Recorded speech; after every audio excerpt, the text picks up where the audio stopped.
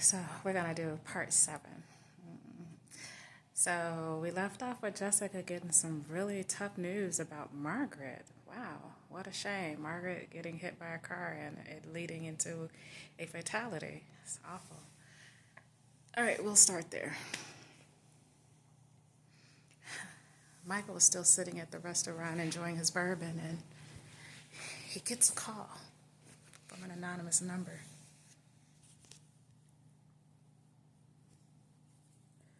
Yeah, this is Michael. Good job. Sounds good.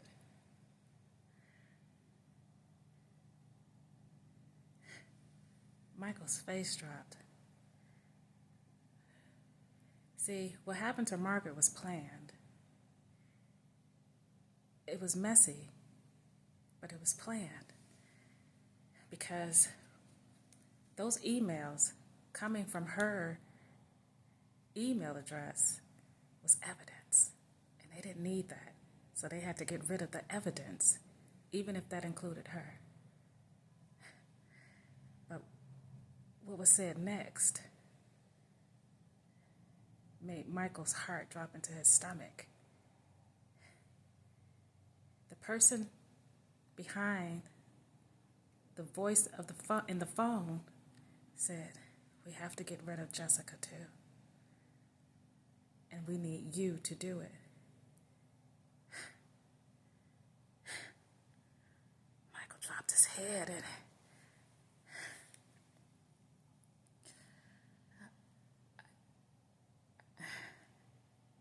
yes, sir. Yes, sir. Okay.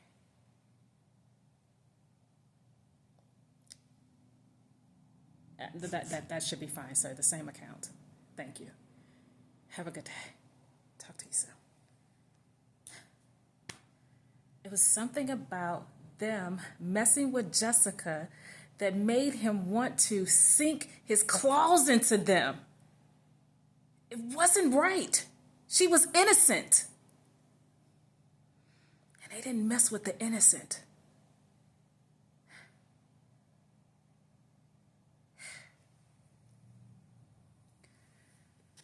He knew that laws were being broken in this moment, but Michael had to figure something out.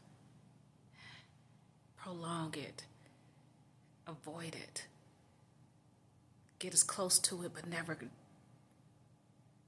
it. He had to make them believe that he was on the job, but something in his heart felt something for her. He just didn't understand. She woke something up in him. He didn't understand the feeling because he never felt the feeling before. Michael just sat there perplexed.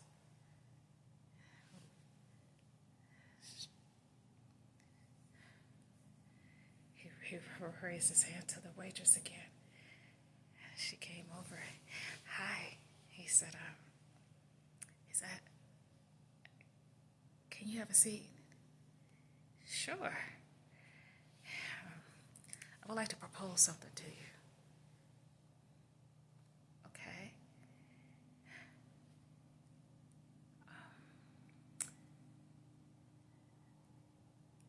I need you to do me a favor and imitate someone for me." "Who?" "It's a young lady, the one that was sitting here. So I just need you to kind of follow around and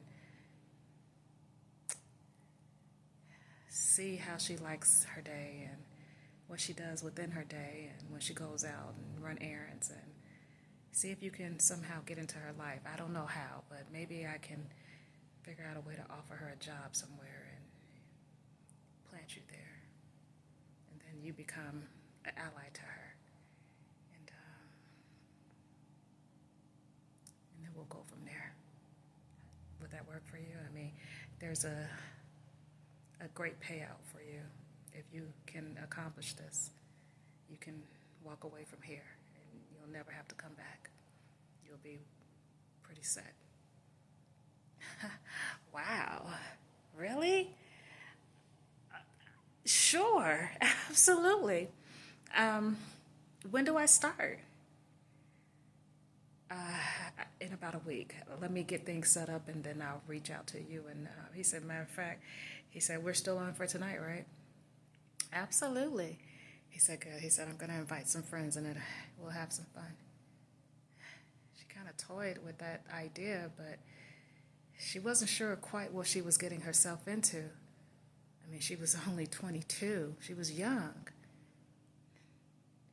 But the thought of being financially set helped her make up her mind quickly. And she just looked at him and she said, sure, I mean, whatever you want, I mean, I'm down. It sounds good. And, well, let me get back to the bar. Did you need anything else? He's like, sure, I'll take another bourbon. Okay, I'll be back with it in just a few. So Clarissa walked away. And she walked right on back on over to the bar, and she got Michael another bourbon together. And she walked over to him and set it on the table. And she looked at him, and she could tell something was deeply bothering him. She just didn't want to intrude. Michael just sat there, and his heart he couldn't believe how emotionally tied into this he was. He didn't understand it. Where was this coming from? I don't even know her. I don't understand. I mean, any other job is just so easy to just get done. But this time it's just different. She's innocent.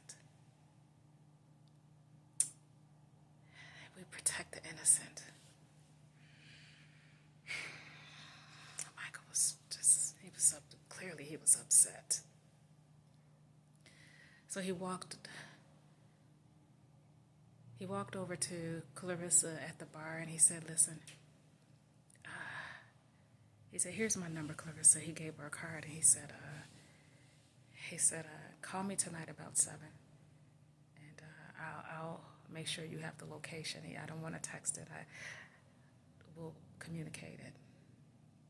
Sure, 7 works. Absolutely. I should get out of here in about an hour or so they'll give me time to get home and get myself together. Sounds good. So Michael walked over to his table and he sat down, and all he could think about was Jessica. Something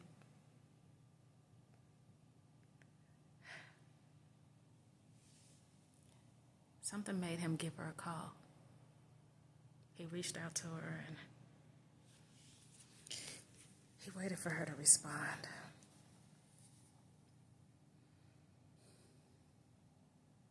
He was disappointed. Her call went into voicemail. Hi, Jessica, this is Michael. I was just checking to make sure you made it safely. Well, I know you made it safely. I was just checking to see if you were okay. The last call you just sounded so upset, and I'm so sorry you're upset. I really don't want anything. You don't even have to call back. I'll try to reach out to you tomorrow morning and see what I can figure out from here. All right, I'll talk to you soon. Bye. Michael was completely tongue-tied. He didn't know how this happened to him. I mean, he spent one night with her.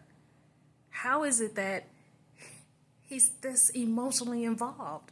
What did she do? He had no idea, but whatever it was, it felt permanent. It felt absolutely permanent. Michael then went online and he decided to look her up to see what social media she had, and he found her. He created a page and began to follow her. The hunt for Jessica was on.